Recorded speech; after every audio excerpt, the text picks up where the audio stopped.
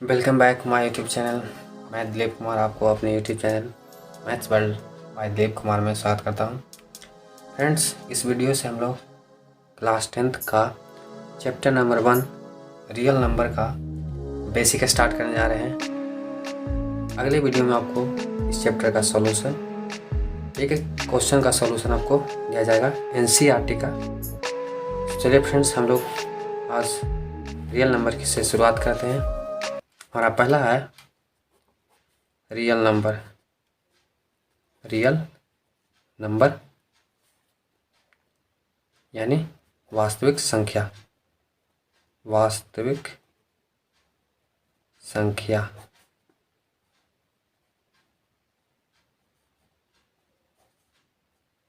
देखिए फ्रेंड्स, पहले आपको तो पता होना चाहिए कि वास्तविक संख्या किसे कहते हैं। फ्रेंड्स, हम आपको बताते हैं वास्तविक संख्या के बारे में। वास्तविक संख्या, अब देखिए फ्रेंड्स, वास्तविक संख्या क्या होता है ये पहले जान लीजिए।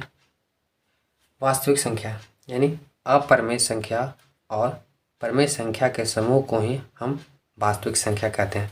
आप लिख सकते हैं कि परिमेय संख्या, परिमेय संख्या तथा अपरिमेय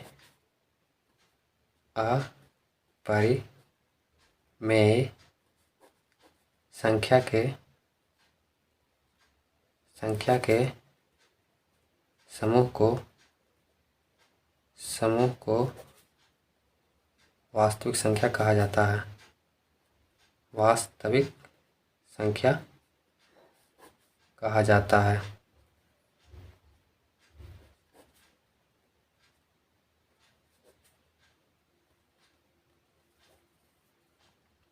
आप देख सकते हैं इसका परिभाषा हुआ कि परिमेय संख्या तथा अपरिमेय संख्या के समूह को वास्तविक संख्या कहा जाता है। अब फ्रेंड्स जान लीजिए कुछ एग्जाम्पल है हमारा 2 + √3 √3/2 √8 √5 5 - √3 7 + √3 √7। अब देखिए फ्रेंड्स, हमारे पास कुछ एग्जाम्पल है 2 + √3 √3/2 √8 √5 5 - √3 7 + √3 √7। ये देखिए फ्रेंड्स, यहाँ पे जो 2 है हमारा एक हमारा परिमेय संख्या है, लेकिन √3 जो है वो एक अपरिमेय संख्या है। तो देखिए फ्रेंड्स, परिमेय और अपरिमेय, क्या ये परिमेय और अपरिमेय का समूह बन गया। देखिए फ्रेंड्स, यहाँ पे √3 एक अपरिमेय संख्या है, लेकिन 2 एक परिमेय संख्या है। ये भी एक समूह बन गया वास्तविक संख्या का। तो ये कुछ एग्जाम्पल है, आप देख सकते हैं। अब देखिए फ्रेंड्स, इसमें हम इस परिभाषा में हमारे पास 2 और नए परिभाषा ऐड हुए हैं कि परिमेय संख्या और अपरिमेय संख्या। अब जानिए कि परिमेय संख्या क्या है और अपरिमेय संख्या क्या है। ये परिमेय संख्या और अपरिमेय संख्या जो है वो वास्तविक संख्या के प्रकार हैं। तो यानी वास्तविक संख्या कितने प्रकार के होते हैं? 2 प्रकार के वास्तविक संख्या के प्रकार। संख्या के प्रकार, पहला है हमारे पास परिमेय संख्या। परिमेय संख्या, अब जान लीजिए परिमेय संख्या क्या किसे कहते हैं। इसका परिभाषा है वैसी संख्या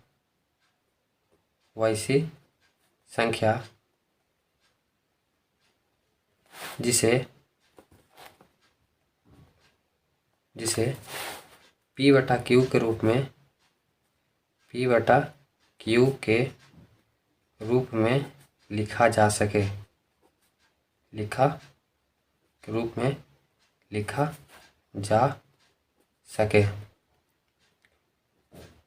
जहाँ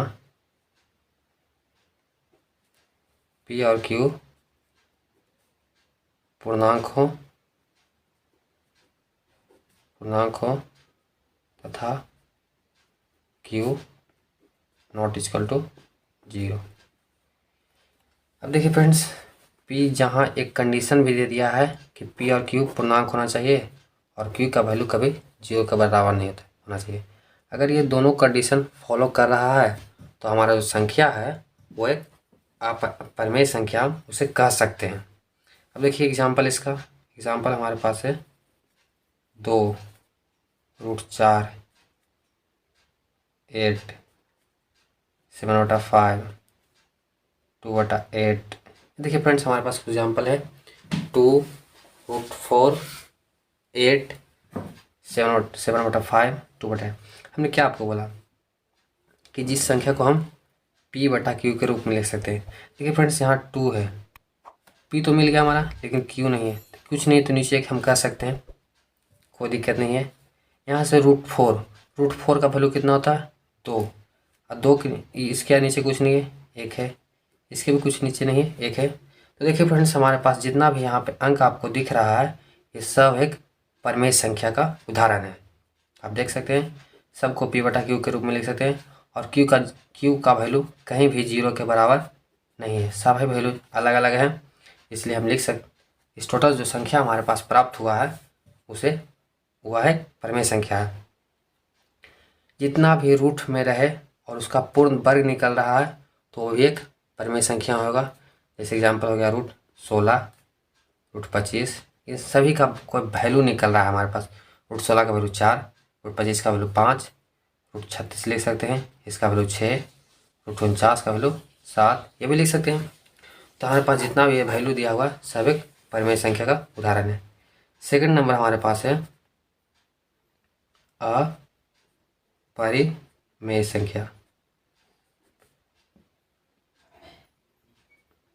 अपरिमेय संख्या यहाँ से बोल सकते हैं वैसी संख्या जिसे p बटा क्यू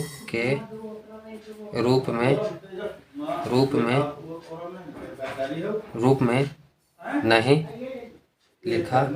लिखा जा सके।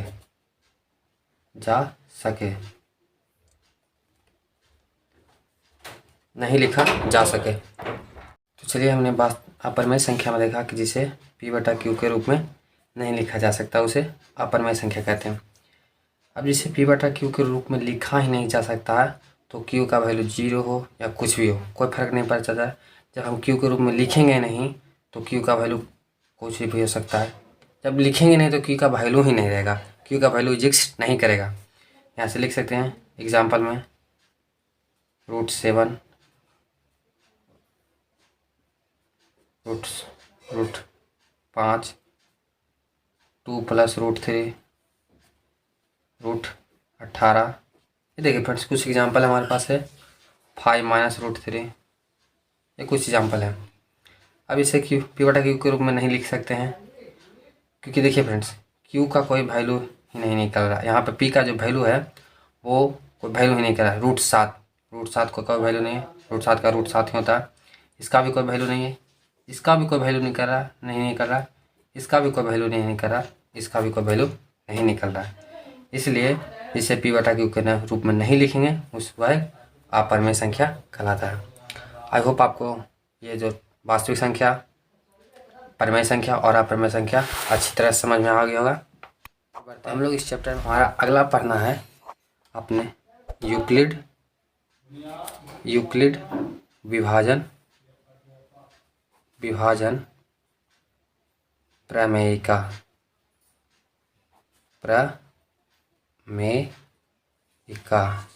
यह हमें पढ़ना है। अगला टॉपिक है हमारे पास यूक्लिड विभाजन प्रमेयिका। फ्रेंड्स, आपको बता दें यूक्लिड विभाजन प्रमेयिका से हम किसी भी संख्या का एचसीएफ निकाल सकते हैं। आपने ऐसे बचपन में भी सीखा होगा, लेकिन इस विधि में हम लोग अगला सीखने वाले हैं। अपने बचपन में कुछ भाग विधि द्वारा हम लोगों को बहुत लंबा यहाँ पे कैलकुलेशन करना पड़ता था, लेकिन इस यूक्लिड विभाजन प्रमेयिका से हम भाग विधि द्वारा नहीं बल्कि कुछ अलग विधि से सीखेंगे। अब देखिए फ्रेंड्स, आपको बताते हैं यूक्लिड विभाजन प्रमेयिका क्या है। फ्रेंड्स यूक्लिड व्यवहार प्रमेय के अनुसार होता है ए बराबर बी क्यू प्लस आर। अब यहाँ पे आप देख सकते हैं ए बराबर बी क्यू प्लस आर, जहाँ आर का जो वैल्यू होगा वो 0 से बड़ा या बराबर और बी से हमेशा छोटा होगा। अब देखिए आपको बताते हैं कि ए क्या है, बी क्या है, क्यू क्या है, आर क्या है। आपने एक फार्मूला पढ़ा होगा क्लास 6 शायद 6 7 जो भी हो उसमें पढ़ा होगा। भाज्य बराबर होता है भाजक गुने भागफल प्लस शेषफल। यह आपने पढ़ा होगा शेषफल। देखिए फ्रेंड्स यहाँ पर इसी फार्मूला को कुछ इस तरह से लिख दिया गया है। ए बराबर बी क्यू प्लस आर, जहाँ हमारा ए हो गया भाज्य, बी हो गया भाजक, क्यू हो गया भागफल प्लस आर जो हमारा हो गया शेषफल। अब देखिए फ्रेंड्स हम क्यों लिखें आर का वैल्यू बी से छोटा और 0 से बड़ा या बराबर हो सकता है। देखिए फ्रेंड्स जो हमारा शेषफल आता था वो 0 के बराबर भी आता था, क्योंकि पूर्ण कट जाता है। जैसे 4/16 हम कर रहे हैं तो यहाँ से 4 से पूर्ण रूप से कट चुका है, तो यहाँ हमारा जो शेषफल आया वो 0 आया। 0 से बड़ा हो सकता है, 0 से बड़ा भी तो हो सकता है, क्योंकि 0 के छोटा तो हो नहीं सकता। माइनस में तो शेषफल हमारा आता नहीं है, इसलिए 0 से बड़ा हो सकता है, 1 2 3 4 जो भी हो। और बी से यानी भाजक से छोटा होना चाहिए, यानी इससे छोटा होना चाहिए हमेशा, इससे छोटा होना चाहिए। आर का वैल्यू यानी शेषफल का वैल्यू 0 से बड़ा या उसके बराबर और भाजक से छोटा होना चाहिए। तो ठीक है, आपको समझ में आ गया होगा। इसका मतलब इस यूक्लिड व्यवहार प्रमेय से हम किसी भी संख्या का एचसीएफ निकालते हैं। एक आपको क्वेश्चन देते हैं, ज़्यादा समझ में आ जाएगा। क्वेश्चन हमारे पास है 42,35 का एचसीएफ निकालें।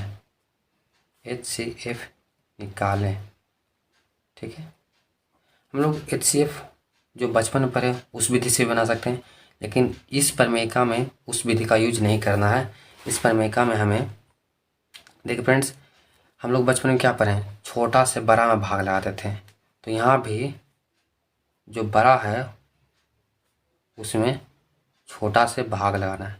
अब देखिए यहाँ पे हमने लिख दिया, इसका मतलब ये नहीं हुआ कि दोनों आपस में बराबर है। बस यहाँ पे जो 35 लिखे हैं उससे भी यार इसमें भाग लगेगा, तो कितना से लगा सकते हैं, 1 से लगा सकते हैं। 1 से लगाएंगे तो हमारे पास कितना आ जाएगा, 35 आ जाएगा, तो शेषफल कितना बचेगा, 7।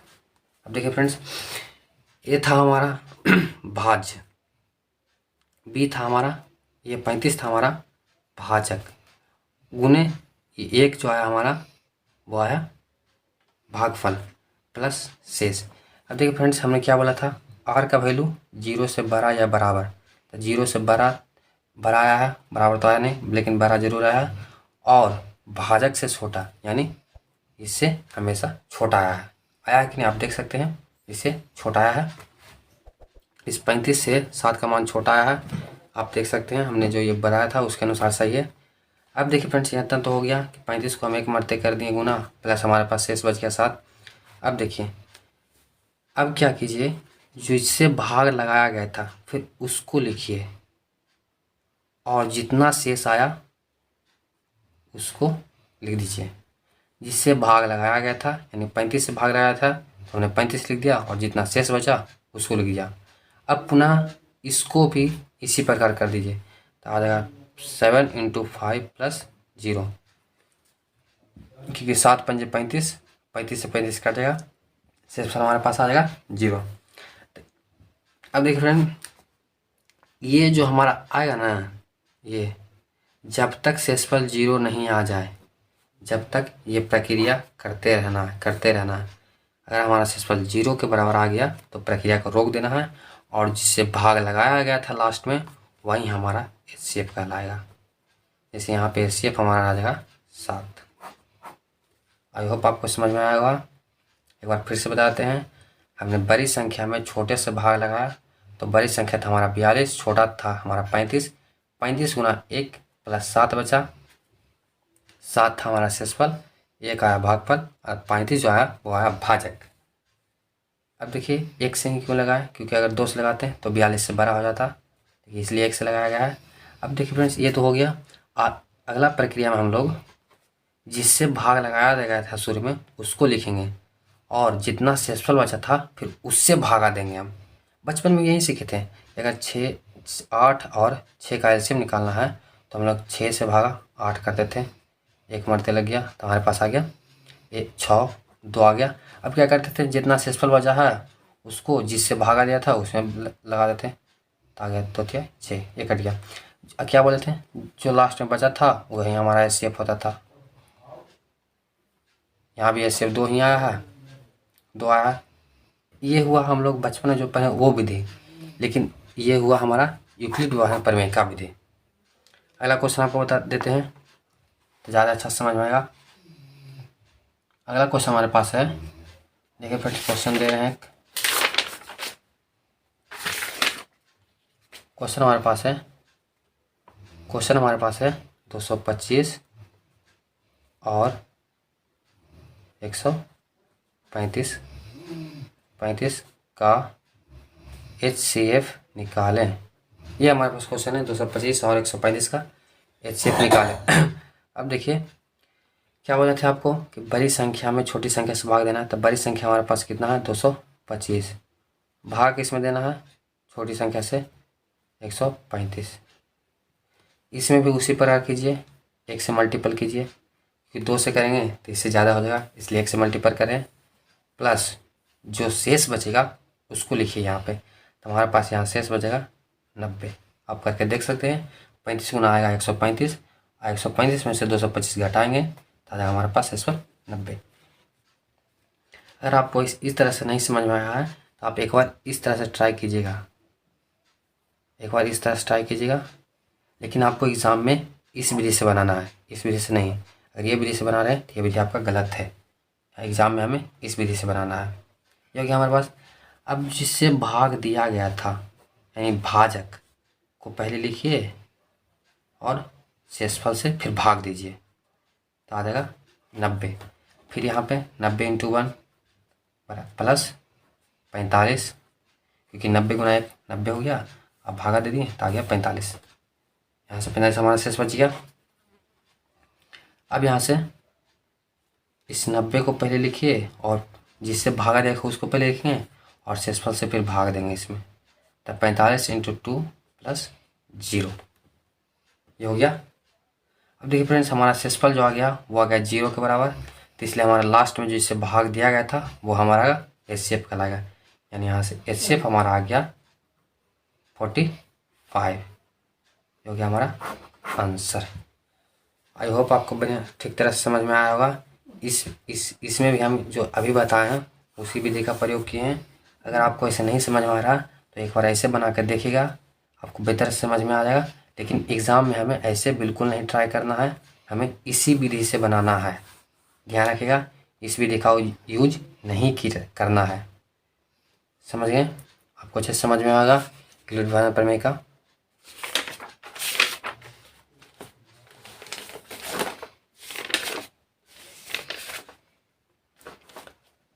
चलिए फ्रेंड्स हमारा कुछ हो चुका है, आगे हम लोग बताते हैं। अगला हमारे पास आपको क्वेश्चन आता है, क्वेश्चन जिससे हमारे पास दे दिया कि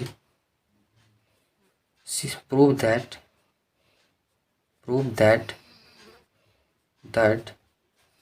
√3 या √2 आप लिख सकते हैं, एक परिमेय संख्या है, यानी हमें सिद्ध करना है कि √2 एक अपरिमेय संख्या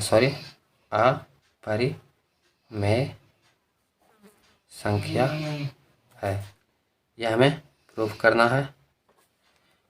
है कि √2 एक अपरिमेय संख्या है। आपको बताते हैं प्रूव करके, फिर आपको अच्छे से समझ में आएगा। तो चलिए इस क्वेश्चन को प्रूव करते हैं। इस क्वेश्चन को प्रूव करने के लिए हमें मानना पड़ेगा कि √2 एक परिमेय संख्या है। परिमेय संख्या है। हम यहाँ से मान लेंगे कि √2 एक परिमेय संख्या है। अब फ्रेंड्स हम आपको बताए हैं कि अगर कोई भी संख्या परिमेय हो तो उसे हम p/q लिख सकते हैं। यहाँ से √3 बराबर हो जाएगा p/q। यहाँ से हो जाएगा q √2 बराबर p। अब बराबर के दोनों तरफ वर्ग कर दीजिए। बराबर के दोनों तरफ वर्ग करने पर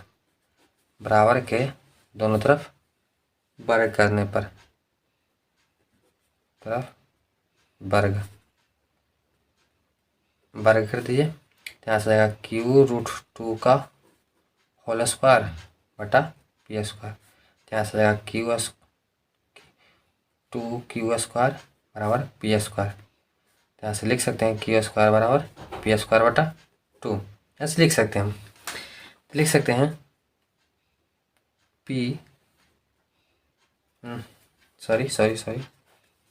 यहाँ से लिख सकते हैं 2p स्क्वायर का गुणनखंड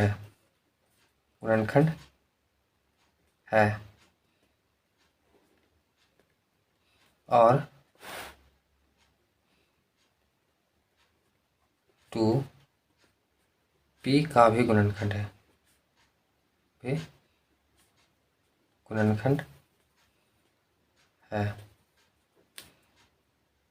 ये लिख देंगे। आगे क्या करना फ्रेंड्स, हम लोग p माना कि p बराबर हमें कोई एक संख्या मान लेना है। संख्या हमें 2 ही लेना है। पहले तो 2 लेना है, तो ये 2 लिया। अगर यहाँ से √5 देता तो हमें यहाँ 5 लेना है। 2 दिया हुआ है तो 2 लेना है। 3 यहाँ पे रहता तो यहाँ भी 3 लेना है। फिर हमारा 2 उसके साथ कोई एक और लेना है। जैसे कोई मान लिया हम k ले लेते हैं, ठीक है। यहाँ p अवेलेबल है तो हम k ले लिए, p और 2k। तो यहाँ से p का मान रखने पर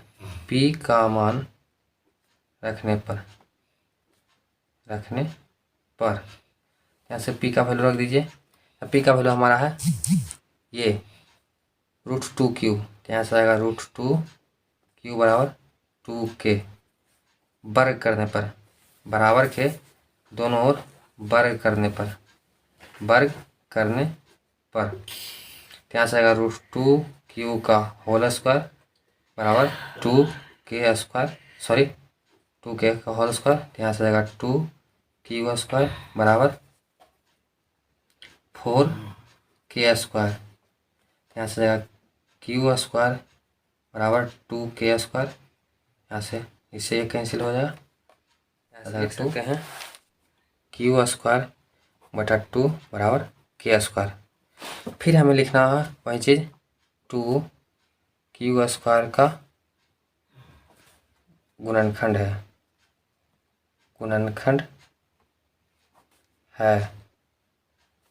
2q का भी गुणनखंड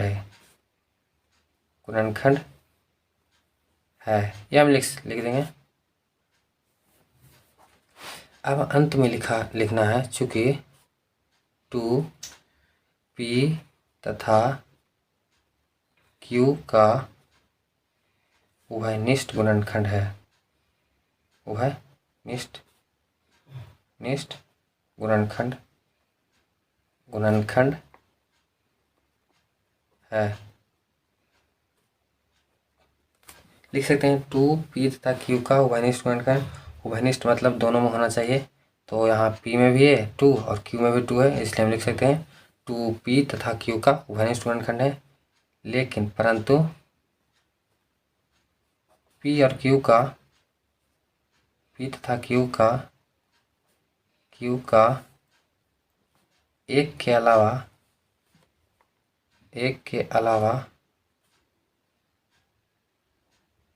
अलावा कोई उभयनिष्ठ गुणनखंड नहीं है। कोई उभयनिष्ठ गुणनखंड नहीं है। नहीं है। इसलिए हमारी मान्यता गलत है।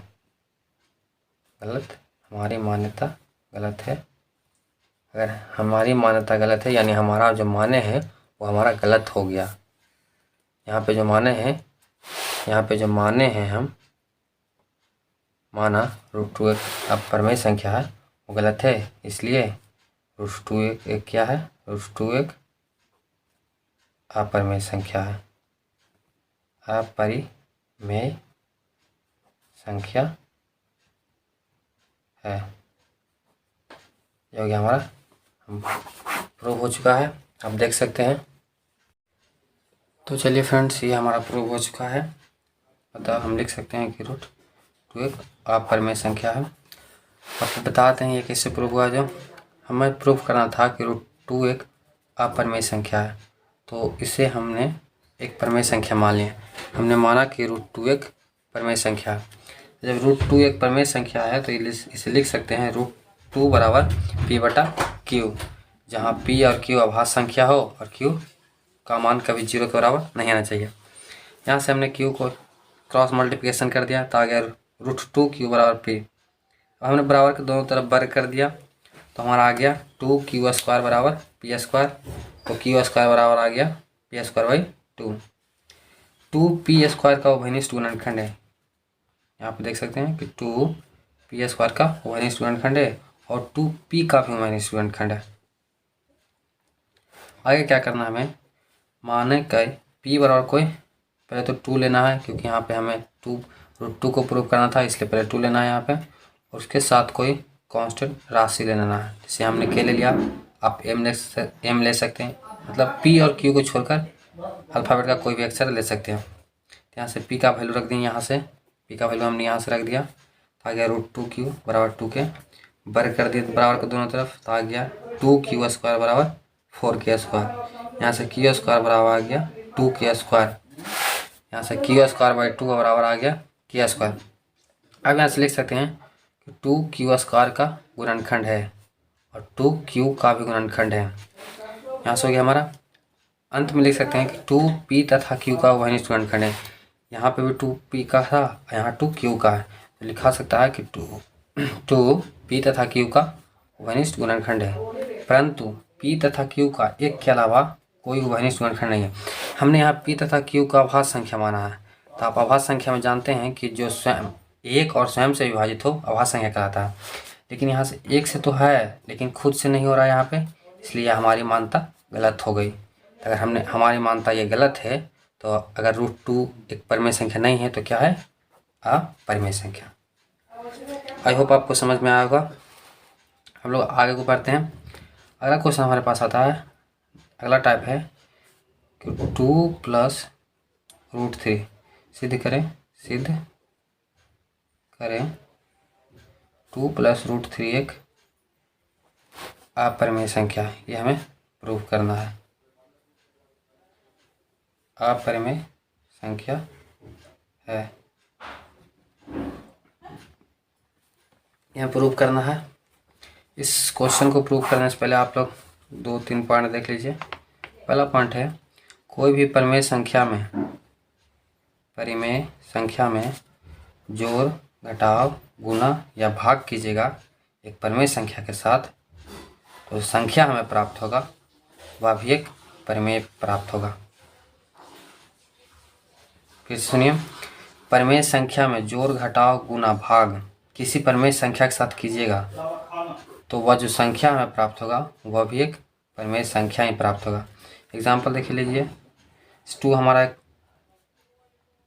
परिमेय संख्या है, इसे हम जोड़ दिए एक परिमेय संख्या के साथ। मान लीजिए अगला परिमेय संख्या 3 है, = 5 आएगा।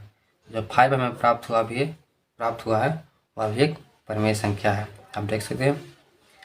अगला पॉइंट है, अगर किसी परिमेय संख्या में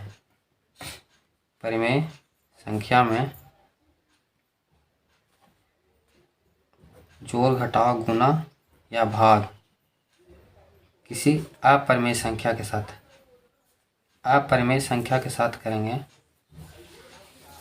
तो जो हमें संख्या प्राप्त होगा वह अपरिमेय प्राप्त होगा, अपरिमेय प्राप्त होगा। परिमेय संख्या में किसी संख्या से जो परिमेय संख्या में जोड़ घटाव गुणा भागा किसी अपरिमेय संख्या के साथ कर देंगे तो संख्या में अपरिमेय प्राप्त होगा। आप एग्जाम्पल देख लीजिए। एग्जाम्पल है हमारे पास √2 हुआ हमारा परिमेय संख्या प्लस √5 है हमारा अपरिमेय संख्या। इसे ऐड करेंगे तो आ जाएगा 2 + √5। जो हमें संख्या प्राप्त हुआ वह एक अपरिमेय संख्या। तीसरा पॉइंट है हमारे पास कि अगर किसी अपरिमेय संख्या में किसी अपरिमेय संख्या के साथ जोड़ घटाव गुणा या भाग करेंगे तो संख्या जो हमें प्राप्त होगा वह अपरिमेय प्राप्त होगा, अपरिमेय प्राप्त होगा। देखिए इसका एग्जाम्पल। तो यहाँ अपरिमेय या परिमेय भी लिख सकते हैं। हम बता सकते हैं कि परिमेय भी प्राप्त हो सकता है। यहाँ अपरिमेय या परिमेय दोनों प्राप्त हो सकता है। अब देखिए एग्जाम्पल, इसका एग्जाम्पल हो गया जैसे √5 + √7। तो ये तो आ जाएगा √5 + √7। अगर √5 - √5 कर दें, ये भी अपरिमेय है, ये भी अपरिमेय, तो आ जाएगा हमारे पास 0। और 0 एक परिमेय संख्या है। 0 क्या है? एक परिमेय संख्या। जैसे आ गया √5 भागा √5, तो कट के आ जाएगा 1, और 1 हमारा परिमेय संख्या है, परिमेय संख्या है। आप देख सकते हैं किसी अपरिमेय संख्या में कोई अपरिमेय संख्या के साथ जोड़ घटाव गुणा भाग करेंगे तो हमें जो संख्या प्राप्त होगा वह अपरिमेय या परिमेय दोनों प्राप्त हो सकता है। एग्जाम्पल इसका √5 + √7, √5 तो होगा √5 + √7।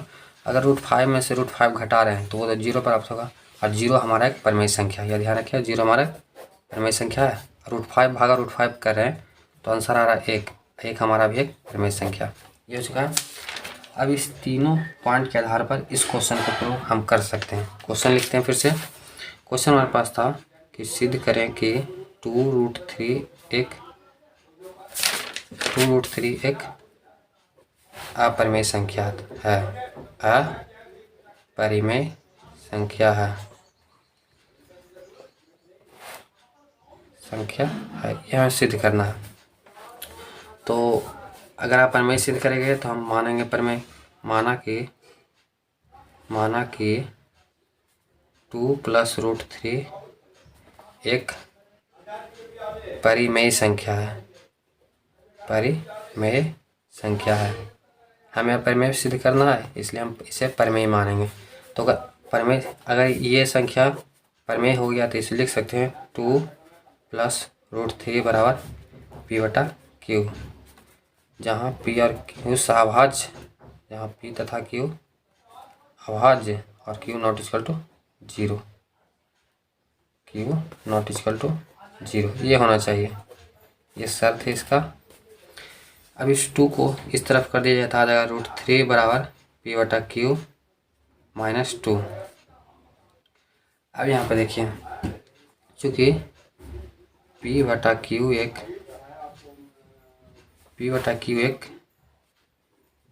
एक परिमेय संख्या है, परिमेय संख्या है। 2 भी, ये 2 हमारा है, ये भी 2 भी एक परिमेय संख्या है, परिमेय संख्या है। लेकिन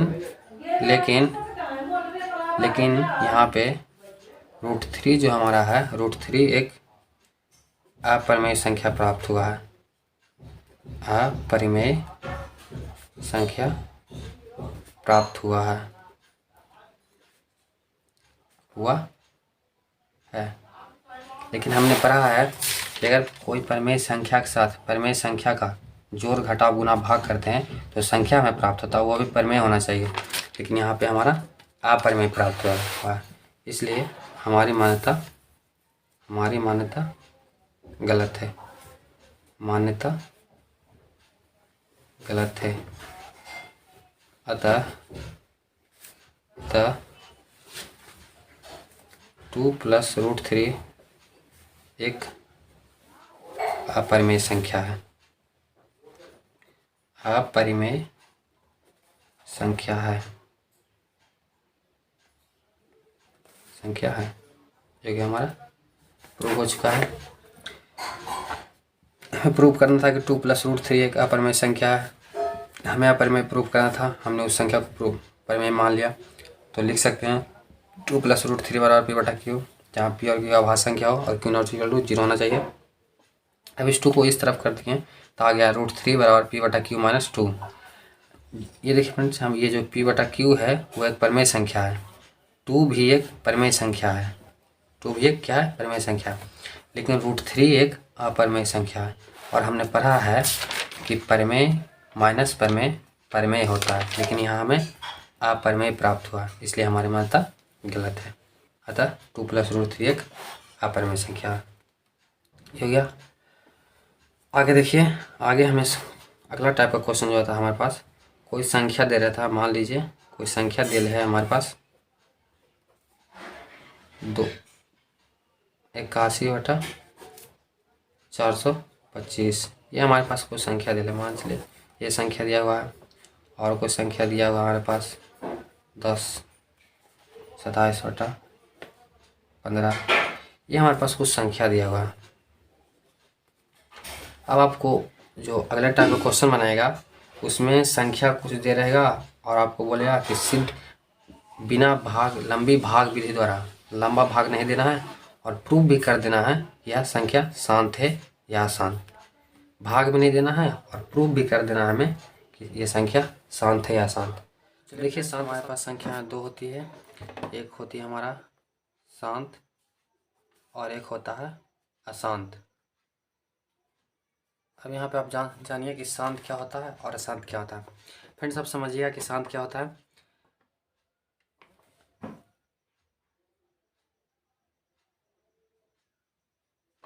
शांत जो हमारा होता है, जैसे शांत देखिए क्या होता है। जब जैसे हमने 10/5 किया, अब यहाँ बताना कि ये संख्या शांत है या अशांत, तो यहाँ पे हमारा आया 2। तो देखिए फ्रेंड्स, अगर कोई संख्या पूर्ण रूप से कट जाए तो वो संख्या शांत कहलाती है। जैसे यहाँ पे हमारा पूर्ण रूप से कट गया है, चाहे वो संख्या दशमलव में ही क्यों नहीं कटे। जैसे यहाँ पे आ जाएगा हमारा 21/6। यहाँ पे आ जाएगा जैसे 3.5।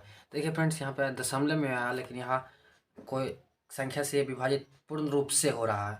जो संख्या पूर्ण रूप से विभाजित हो तो वो शांत होगा, चाहे वो दशमलव में आए, सिंपल में आए, कोई भी में आए। पूर्ण रूप से अगर विभाजित हो रहा है तो वो संख्या शांत होता है।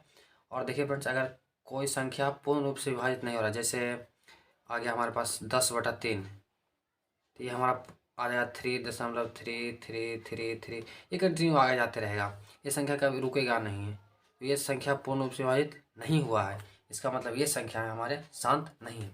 जैसा गया 20/6, तो ये 2.2 सॉरी 3 आएगा, 3.333 कंटिन्यू आगे बढ़ता जाएगा। इसमें भी 3.3333 कंटिन्यू आगे बढ़ा। देखिए फ्रेंड्स, ये संख्या पूर्ण रूप से विभाजित नहीं हो रही है, इसका मतलब ये संख्या अशांत है।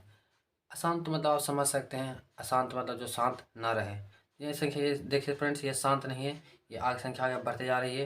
लेकिन ये जो हमारा था वो शांत संख्या था, क्योंकि वो पूर्ण रूप से विभाजित हो चुका है। अब देखिए फ्रेंड्स, अशांत जो होता है वो 2 प्रकार का होता है। एक आवर्ती और एक अनावर्ती। अब जानते हैं कि आवर्ती और अनावर्ती क्या होता है। आवर्ती और अनावर्ती क्या होता है फ्रेंड्स, समझिएगा। आवर्ती क्या होता है? आवर्ती मतलब सिंपल जानिएगा कि अगर कोई संख्या को किसी संख्या से विभाजित किया जा रहा है तो कोई संख्या निरंतर रूप से कंटिन्यू आ रहा है। जैसे यहाँ पे आप देख सकते हैं, इसी में देखिए 10/3, तो ये 3.3333, यानी 3 जो है हमारा बार बार रिपीटेड हो रहा है, बार बार आ रहा है। तो इसका ये मतलब ये हुआ, जो संख्या बार बार आए तो वह संख्या अशांत होगा, अशांत में होगा आवर्ती। इस संख्या को हम लिख सकते हैं 3.3 पर रेकरिंग। जो संख्या बार बार आए उसे रेकरिंग बैठा के हम सूचित कर सकते हैं। जैसे यहाँ पे हमारा जैसे 10/3 हम यहाँ पे बता देते हैं ठीक से। 10/3 हमारा है तो 3.33333 कंटिन्यू आगे बढ़ते जा रहा। तो देखिए फ्रेंड्स, यहाँ कंटिन्यू क्या आगे बढ़ रहा है हमारा 3। इसको सिंपल वे में लिख सकते हैं 3.3 पर रेकरिंग, ऐसे करके हम लिख सकते हैं। अगर कोई संख्या बार बार रिपीटेड हो रहा है, बार बार आ रहा है, वो उसका अंत ही नहीं है, तो उस पर जो संख्या रिपीट हो रहा है उस पर हम रेकरिंग बैठा सकते हैं। तो ये हमारा हुआ आवर्ती। आवर्ती मतलब हुआ जो संख्या बार बार रिपीट हो रहा है, बार बार आ रहा है और निरंतर रूप से आगे की ओर बढ़ रहा है। तो वो जो निरंतर रूप से आगे की ओर बढ़ रहा है उस संख्या पर हम रेकरिंग लगा सकते हैं। और जिस संख्या पर रेकरिंग लगी उसका मतलब वह संख्या अशांत है। अशांत में क्या है? आवर्ती है। फ्रेंड्स, आपको समझ में आ गया होगा कि आवर्ती क्या होता है। आवर्ती मतलब जानिएगा कि कोई एक संख्या या दो संख्या या तीन संख्या बार बार रिपीट हो रहा और वो निरंतर रूप से बढ़ रहा, उसका अंत ही मतलब नहीं हो रहा है, तो ये संख्या आवर्ती होता है। अशांत तो होवे करता है लेकिन उसके साथ आवर्ती भी होता है। अब अनावर्ती समझिएगा। अनावर्ती क्या होता है कि कोई संख्या में हम भाग दिए, मान लीजिए हम कोई संख्या को किसी संख्या से भाग दिए, तो हमारा मान चलिए आ गया 1.4735832, मतलब ऐसे कंटिन्यू रूप से बढ़ता जा रहा है। इसका मतलब ये डैश जो हम दे रहे हैं ना, इसका मतलब ये समझिएगा कि उसका अंत नहीं है, आगे की ओर और जाएगा और जाएगा और जाएगा, मतलब ऐसे निरंतर रूप से बढ़ रहा है बढ़ रहा है बढ़ रहा है। इसका मतलब यही होता है कि वो संख्या अशांत है। डैश का मतलब हुआ वो संख्या अशांत है, बढ़ रहा आगे और बढ़ेगा। तो देखिए फ्रेंड्स, यहाँ कोई भी संख्या रिपीट नहीं कर रहा है, यहाँ सभी अलग अलग संख्याएं हमें प्राप्त हुई है। इसका मतलब ये संख्या अशांत तो है लेकिन क्या है? अनावर्ती है। ये ध्यान दीजिएगा। आवर्ती में कोई संख्या बार बार रिपीट होती है, जैसे यहाँ आपने देखा 3 बार बार हमें रिपीट हो रहा है, लेकिन इस संख्या में हमने देखा कि अशांत तो है, वो रुक नहीं रहा, आगे और बढ़ रहा और बढ़ रहा, हम लोग भागा दे ले जा रहे हैं और भी आगे और भी आगे बढ़ रहा है, लेकिन यहाँ कोई भी संख्या रिपीट नहीं हो रहा है। इसका मतलब ये है जो संख्या है अशांत अनावर्ती है। आई होप आपको समझ में आ गया होगा कि आवर्ती और अनावर्ती क्या होता है, अशांत और अशांत क्या होता है। एक जान लीजिए फ्रेंड्स शांत के बारे में। अगर कोई संख्या से हम किसी संख्या में डिवाइड किए और वो मान चलिए आ जाएगा 3.333 और इसके बाद कोई डैश नहीं आए, इसके बाद कोई डैश नहीं आए, यहीं तक इंड हो रहा है, इसका मतलब ये समझिएगा कि ये भी संख्या शांत है, क्योंकि ये पूर्ण रूप से कट गया है, इससे आगे नहीं बढ़ रहा है, तो ये भी संख्या हमारा क्या होगा? शांत ही होगा। आई होप आपको समझ में आ गया कि शांत और अशांत क्या होता है, बढ़िया समझ गए हो गया। अब देखिए फ्रेंड्स, जो हमारा इस बुक में है उसमें पढ़ना है शांत और अशांत के बारे में। कैसे पढ़ना है जो बताते हैं आपको। हमें इसमें पढ़ना है, मान लीजिए हमारे पास कोई संख्या दे है 18/425, ये हमारे पास कोई संख्या है 18/425। तब ध्यान दीजिएगा, इस संख्या को हम बिना लंबी भाग विधि द्वारा हम बता सकते हैं कि संख्या शांत है या अशांत। अब देखिए फ्रेंड्स, अगर हम इस विधि से चले तो इसमें भाग देना पड़ेगा हमें, 425 से 18 में भाग देना पड़ेगा, मतलब इसे हम कंटिन्यू बढ़ते जाएंगे, 0.समथिंग आते जाएगा। लेकिन हम इतना नहीं करके सिंपल वे में बता सकते हैं कि संख्या शांत है या अशांत। अब देखिए शांत और अशांत कैसे होगा, आप देख सकते हैं। कुछ नहीं कर, अगर अगर अगर हर में 2 के पावर n इंटू 5 के पावर n के रूप में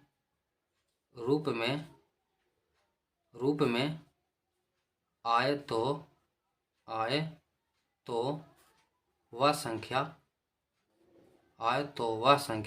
संख्या हमारा शांत होगा। वह संख्या क्या होगा? शांत होगा। अब देखिए, ये 2 के पावर n और 5 के पावर n क्या फंडा है हम बताते हैं आपको। अगर हम देखिए इसी को उठा लीजिए, इसी को उठा सकते हैं हम। इसमें हम क्या करना, हर में पहले इसका इस टर्म निकालने के लिए हमें इसका गुणनखंड करना होगा। तोड़िए इसका 425 का, तो आ जाएगा 85 5 17। अब देखिए फ्रेंड्स इस तरह से आ गया, तो हम इसको लिख सकते हैं 18/425 को 5 × 5 × 17, ये लिख सकते हैं हम 5 × 5 × 17। अब देखिए फ्रेंड्स हमें कहा है कि 2 के पावर m और 5 के पावर n के रूप में रहे, जहाँ जहाँ m और n का जो मान आएगा वो 0 से लेकर 9 तक, 0 से लेकर 9 तक में कोई भी संख्या आ सकता है, वही हमारा m और या n का मान होगा। अब हमने बोला कि 2 के पावर m और 5 के पावर n, सिर्फ इतना ही रहना चाहिए। अब देखिए फ्रेंड्स हमारा 5 के पावर 2 आया है यहाँ पे 18/5 के पावर 2 × 17, ये आया हमारा। तो देखिए हमारा ये तो नहीं आया, सॉरी ये नहीं आया हमारा, ये लेकिन आया है ना, लेकिन ये नहीं आया है। और इसके अलावा एक और अंक आ गया है 17। तो हमारा फ्रेंड्स ये संख्या जो हमारा है वो शांत नहीं होगा। इसका मतलब क्या होगा? अशांत, अशांत, अशांत होगा। आप समझ रहे हैं कि इसके अलावा कोई भी अंक आ जाए, जैसे यहाँ पे 2 और 5 के अलावा कोई भी अंक आ जाए, जैसे यहाँ पे आ गया 17, हमारा 3 आ सकता है, 7 आ सकता है, 9 आ सकता है, 11, 13, 15, 17 कुछ भी आ सकता है। यानी इसके अलावा कोई और अंक आ जाए तो वो संख्या हमारा अशांत होगा। आप समझ गए होंगे कि शांत अशांत क्या होता है जो। अब जैसे एक और बताते हैं, जैसे आ गया 17 आगे जाके हमारा 20, ये आ गया।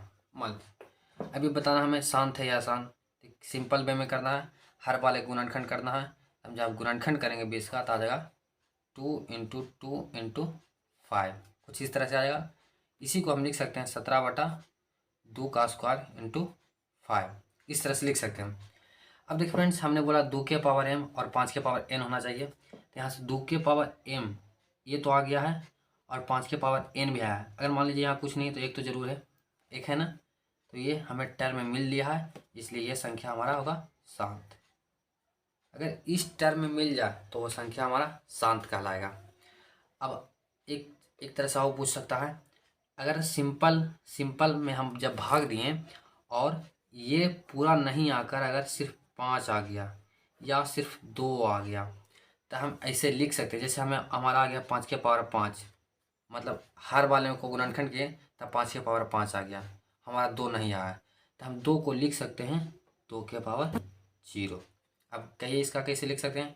आपने 8 क्लास में पढ़ा होगा कि a के पावर 0 का वैल्यू होता है 1 के बराबर। तो यहाँ 5 के पावर 5 था, गुना में कुछ नहीं था, एक तो जरूर था, एक था ना फ्रेंड्स। यहाँ पे हम उस एक को इसके टर्म में लिख दिए, ये 2 जो हमारा है वो a है, 0 का पावर 0 यानी a के पावर 0, यानी इसका वैल्यू हो गया 1 के बराबर। आप ऐसे भी लिख सकते हैं, और इस टर्म में भी आ गया तो हमारा संख्या क्या कहलाएगा? शांत कहलाएगा।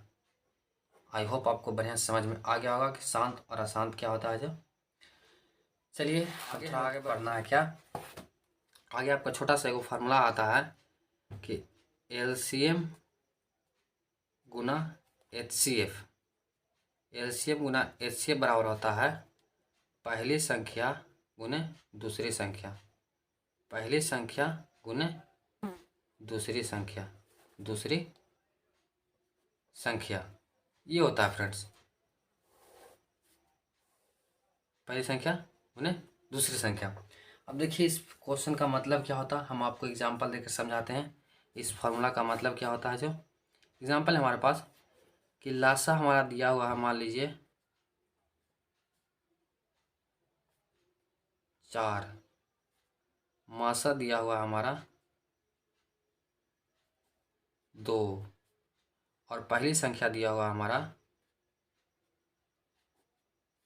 6। तो दूसरी संख्या पूछ रहा है फ्रेंड्स, तो दूसरी संख्या बतावें। तो इस टोटल 4 टर्म यहाँ पे है, LCM HCF पहली संख्या गुना दूसरी संख्या। इस 4 टर्म में से हमें 3 टर्म दिया हुआ रहेगा, चाहे 3 टर्म कोई भी दिया रहे। जैसे यहाँ पे हमारा ये 3 को दिया हुआ है और हमें ये बताना है, तो इसको बताने के लिए हम इसी फार्मूला का यूज करेंगे। क्या होता है? LCM गुना HCF, 4 गुना 2 बराबर 6 गुने दूसरी संख्या, ये होता है फ्रेंड्स। दूसरी संख्या। तो यहाँ से दूसरी संख्या बराबर लिख सकते हैं, दूसरी संख्या बराबर 4 गुने 2/6।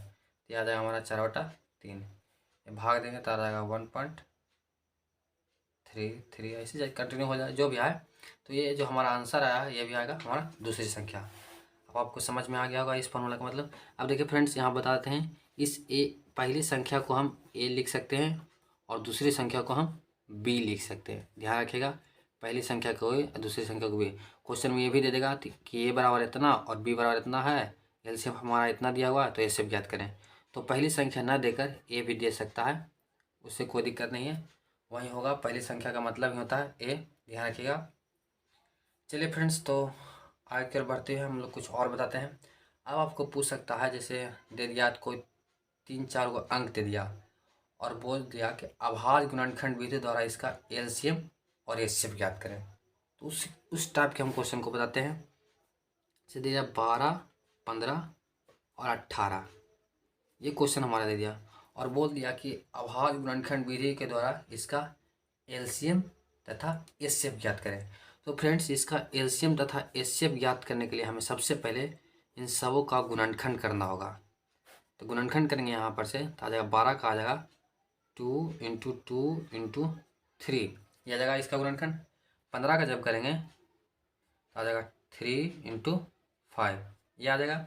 18 का जब करेंगे तो ये आ जाएगा 3 × 3 × 2। अब देखिए फ्रेंड्स, ये तो हम गुणनखंड कर दिए हैं, तीनों को लिख दिया इस तरह का। अब ध्यान दीजिएगा यहाँ पे क्या करना है। जो अब यहाँ से एलसीएम कैसे पता करेंगे और एचसीएफ कैसे पता करेंगे, ये ध्यान दीजिए पहले। देखिए फ्रेंड्स, जो अंक तीनों में मिलेगा, जो अंक तीनों में मैच कर रहा है, जैसे यहाँ भी 3 है, यहाँ भी 3 है, यहाँ भी 3 है, तो जो अंक तीनों में मैच करे वो हमारा एचसीएफ कहलाएगा। ध्यान रखिएगा, जो अंक तीनों में मैच कर रहा है वो हमारा एचसीएफ कहलाएगा। जैसे यहाँ 3 3 3, अगर कोई दे देता, जैसे दे देता दूसरा, अगला क्वेश्चन में मान चला हमारा आ गया 5 7 4 7 6 3 8 7 9, कुछ इस तरह से आ गया। अब बोल दे इसमें एचसीएफ बता मैं। तो देखिए फ्रेंड्स, यहाँ पे 7 जो हमारा है वो तीनों में अवेलेबल है। तो जो संख्या तीनों में रहे, तीनों अंक का गुणनखंड करने के बाद जो संख्या प्राप्त होगा, जो तीनों में अवेलेबल होगा, वही हमारा होगा एचसीएफ। तो हमारा एचसीएफ क्या हो जाएगा फ्रेंड्स? 3। अब एलसीएम की बात आए तो जो संख्या तीनों में मैच किया उसको एक मरते लिखना है। तो 3 हमारा तीनों में मैच किया, उसको एक मरते लिखें और बाकी शेष संख्या को गुना कर देना। ये तो फ्रेंड्स हम लिख दिए, ये मैच किया था हमारा, ये हम लिख दिए एक मरते, और बाकी अंकों ऐसे ही गुना कर देना। आ जाएगा 2 × 2 × 5 × 3 × 2। अब सिंपल गुना कर दिए तो आ जाएगा 3 दूना 6 5 30, 3 दूना 60, 2 120, 120 किया 360। ये हो गया फ्रेंड्स हमारा एलसीएम और ये हो गया हमारा एचसीएफ। आई होप आपको समझ में आएगा। एक बार फिर से बताते हैं आपको, जो संख्या तीनों में मैच करेगा वो हमारा एचसीएफ होगा, और जो संख्या तीनों में मैच करेगा उसको एक मर्त लिखना है और शेष संख्या को गुना कर देना है। जो हमारा आंसर प्राप्त होगा वही हमारा एलसीएम होगा, और जो संख्या तीनों में मैच करेगा वो हमारा एचसीएफ होगा। हम इसको आप बेहतर तरीके से समझिएगा जब हम चैप्टर का सॉल्यूशन बताएंगे। अगली वीडियो में चैप्टर का सॉल्यूशन भी अवेलेबल है। मैंने आपको इस वीडियो में उसका बेसिक बताया, आपको आई होप आपको समझ में आएगा। कोई भी प्रॉब्लम हो तो हमें कमेंट में ज़रूर बताएं। आप देख सकते हैं हमें टोटल का बता चुका है। आई होप आपको समझ में आया होगा। कोई दिक्कत रहेगा प्लीज़ हमें कमेंट में ज़रूर बताइएगा। और लिंक टेलीग्राम का लिंक हमने डिस्क्रिप्शन में दे दिया, वहाँ पे आप मैसेज करके हमें पर्सनली पूछ सकते हैं। यहाँ पे हमारा आज का लेक्चर ख़त्म होता है। फ्रेंड्स, वीडियो अच्छी लगे लाइक कीजिएगा, दोस्तों के साथ शेयर कीजिएगा, और चैनल पर नए हैं तो चैनल को सब्सक्राइब जरूर कीजिएगा।